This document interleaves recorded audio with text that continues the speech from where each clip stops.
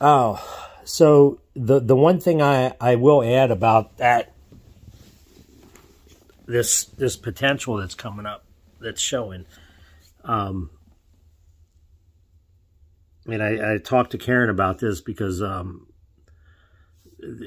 she's still traveling up to Shamokin Dam, up to the clinic up there, helping out with that until the early part of January, and then she'll be down in Mechanicsburg the majority of the time. I mean, I imagine she'll probably go up there to help.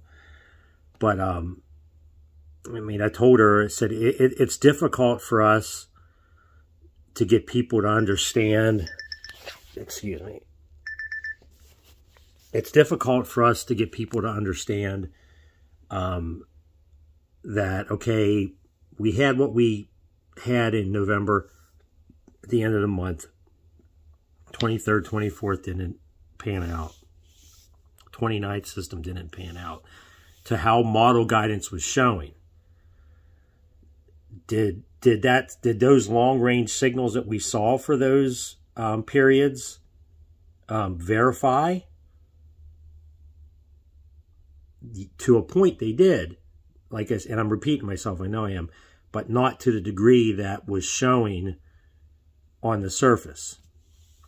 And they see that, and then we see something like this, and you try to get people to understand, okay, the reasonings behind why that stuff didn't verify to the intensity that was showing that was possible.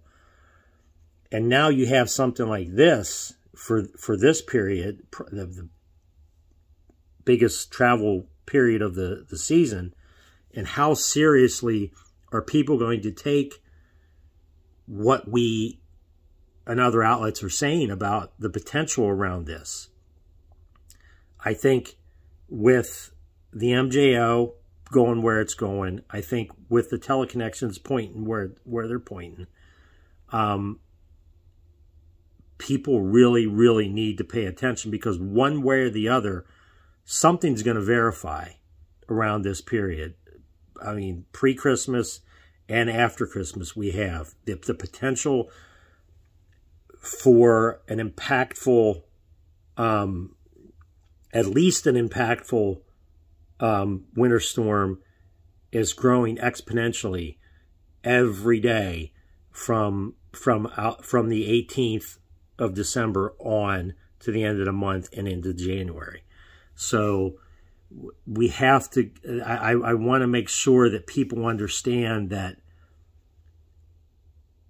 this is, we're transitioning. The gears are starting to connect. They're starting to, the atmospheric gears are starting to connect, and things upstream are starting to cause the like the EPO, the PNA, and the cold air is there. Regardless of what anybody says, the cold air is there. And once we get to that 18th period, and there's that polar vortex, that polar low disruption that has been showing on the strat guidance on the 10 to 30 and the 50 millibar height anomalies. So that lines up with that transition, okay? So now model guidance is starting to see this, saying, hey, wait a minute, what's going on upstream in the Pacific and on the West Coast, this is pointing to this period, after the 18th. So we have to be, I mean, very, very vigilant in regards to these potentials. So I want to make sure that we convey this properly and put out there that, yes, this is how the end of November materialized and why. And I may have done that already, and you probably did that as well.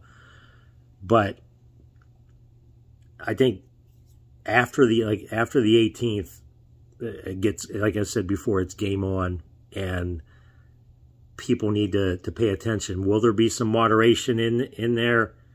Probably. But like I said before, that that warmth coming across each time, it's been lessening in duration and lessening in intensity. So now seasonally we get to where we are temps wise.